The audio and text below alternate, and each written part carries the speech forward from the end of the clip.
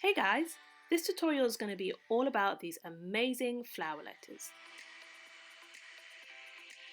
First things you're going to need: cardboard letters. I'll show you how to make those in a second. Base cardboard to protect your flooring if you choose it's necessary. Glue gun, glued sticks, paint, paintbrush, masking tape. You can use scissors or a craft knife if you feel like it's necessary, and you will 100% need your flowers. So I made these cardboard letters prior to even deciding to make a tutorial. My apologies. My hand is also super dry from washing it 300 times today. Again, my apologies. But back to the point. I used masking tape to attach the wall to the actual base of the cardboard letter, and then I went along with my glue gun and filled in any seam or joint that would need to be strengthened in order to make my cardboard letter super durable. I made these to go on the wall, to hang on the wall, so you definitely want to make sure it's super strong, and there's no right or wrong way to construct this. It's just going along the lines, making sure everything's joined together, super sealed. And this is my finished product. It's very messy, that's okay. The inside part should not be seen at all once you have your finished product, so you don't have to worry about the masking tape being seen. One thing I will suggest is to remove any external tape that's on the outside of your package, like you can see there, and because when it comes time to painting that, I learned the hard way that the paint won't dry appropriately over there, and you'll end up with patches, and it's difficult to solve once you're at that part of construction, so remove it beforehand. So one thing I did leave out of the list of things you will need in the prior clip was these foam floral arrangement inserts. It's basically what you use to insert the stem of your flower into, and that's going to be a really integral part of your letter. So once you have everything you need and your cardboard letters have been made, the next step is to work on painting. So, same as any other craft project, you're going to want to mix the desired colour of paints and make sure you have the right quantity, because you don't want to underestimate the amount of paint you'll need for these really large letters. They are approximately 2 foot by 2 foot if you do make them to this size that I've made mine to. So you'll need a lot of paint, and you don't want to undermix that and then have a really specific colour, which is hard to recreate if you run out of it. And nobody wants, one letter or one number that is a different colour from the rest. So keep that in mind when mixing your colours. For the amount of paint that you see here, I used 2 8-ounce bottles of white paint and like a splash of red paint to get this pink colour. Right here I think I'm on the second coat of this washable paint, and yeah, it just wasn't working for me at all. And every time it dried, it was drying super chalky, and the colour wasn't vibrant at all. And you can't really see from this video, but in person you could kind of see through the paint to the cardboard. Yeah, it just wasn't a good look at all, so I wouldn't recommend using washable paint. I would actually recommend using acrylic paint.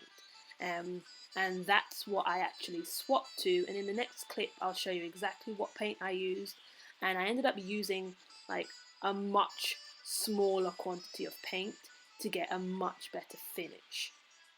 Okay, so these are the 2-ounce bottles of acrylic paint that I then went on to use. 2 were the white shimmer colour and 1 was a pink satin colour, and they were the perfect amount to cover my entire 3 letters.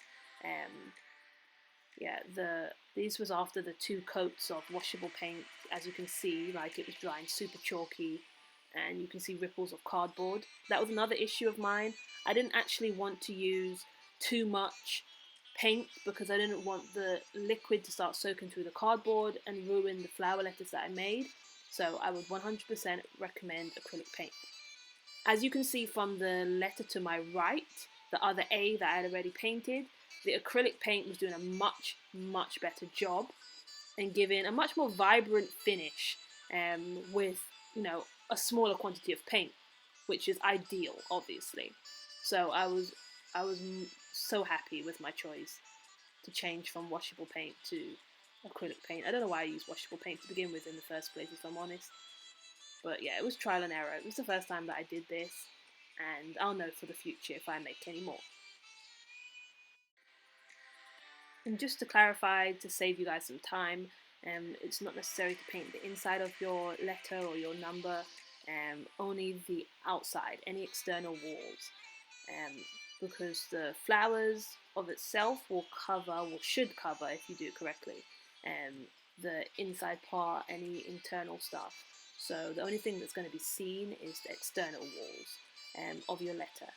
So here are the finished letters after the acrylic paint has dried, and it is a huge difference from the washable paint, how that was drying. But I really enjoyed how the shimmer paint finished on these letters. So if you're going for like not quite a glitter look, but like a nice finish, I'd recommend, any acrylic shimmer paint. The next step is to fill the inside portion of your letters with some flower foam. So it doesn't have to be perfect, it's just basically creating a base and a structure to insert your flowers into. As you can see, my construction of this flower foam is hilarious. I was just cutting up into pieces. It's kind of difficult to work with because it isn't cut very easily, so just do your best. But I'm just going along the letters and using some hot glue to attach it to the base of my letters. I've already broken it up into pieces that I know will fit into certain areas, and that makes it a lot easier, especially when working with a hot glue gun, because it tends to drip and then it gets super messy everywhere it is. So yeah, it's just about securing it. It doesn't have to be perfect, it just needs to be sturdy. None of this is going to be seen, so you just want to fill as much of the inside cavity as you can.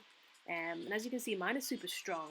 Like, I can lift up my entire letter holding on to like a piece of the foam, which is a really good sign, because we're going to be adding a bit of weight onto this once we attach flowers and stuff on. So you want to make sure that once you hang it on the wall, your construction that you've worked a really long time on isn't just going to fall apart and break off because the foam itself isn't strong enough to hold it all up. So if you're like me and you want your letters to be evenly saturated with the colours of flowers that you have, you can go ahead and sort them into piles based on how many letters or how many numbers you're working with, to make sure that everything's nice and equal. So the next thing I did was took my larger flowers and I used them as base flowers. So I'm going to use them to fill out the majority of my letter of itself. And this is where sorting your flowers into piles comes in really handy, because you know exactly the amount of flowers that you have to work with per letter. You don't want to underestimate or overestimate the amount that you need and then end up with too many left over or not enough left over for your final letter. This process is 100% about your creativity. Like, there's no wrong way or right way to do this necessarily. It just depends on the look that you're going for, the colors that you have. I wanted to place like equal amount of pink flowers around, an equal amount of white flowers, and so on. An important thing to remember is, as you can see, I'm measuring the height of flower I'll need to make sure I cover up the edges of my letter.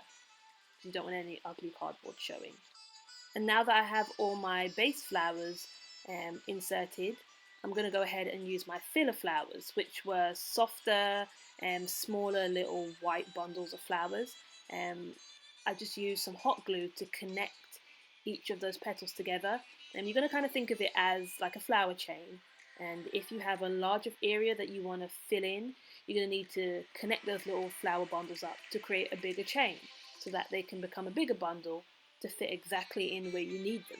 So this is 100% based on, how you've already assembled your larger flowers and where you want your little flowers to go.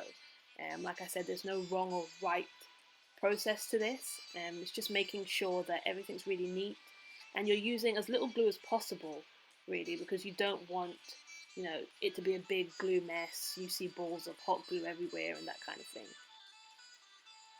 For a project like this, it is kind of difficult to estimate like how many flowers you're going to need. It kind of just depends on the look you're going for, how full you want the flower bed to be, whether you're going to use greenery and fillers, or whether you're just going to use large flowers, which will give a completely different finish.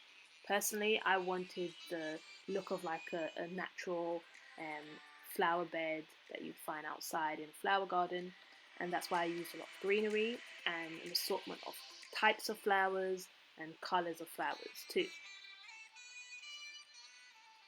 Here you can see me just trying to, arrange the flower to give that kind of look of, say, like a flower hanging over its plant pot or that kind of thing. I mean, I don't garden, so I was just going off of aesthetics purely, like, and adding hot glue where I felt like it was necessary to make the flower fall in the direction that I actually wanted it to hang in. And throughout this process, it's really just about going around your letter and making sure everything's placed exactly where you want it to be. It is quite lengthy to complete, but it's definitely rewarding. And here's the finished product. I made sure to go around each of my letters, making sure there was no cardboard or unpainted cardboard showing, just to make sure it had a nice flawless finish. And if it was viewed from any angle, especially if it's going to be hung on a wall, that everything was nice and neat and in place and secure. I hope you guys really enjoyed this tutorial. If you have any questions or anything else that I can help with regarding these letters, please let me know. Drop it in the comments, I will respond. And thank you so much for watching. If you have any ideas about future crafts that I can do, drop those in the comments as well. Please subscribe if you'd like to, and give us a thumbs up and let me know what you thought of this video.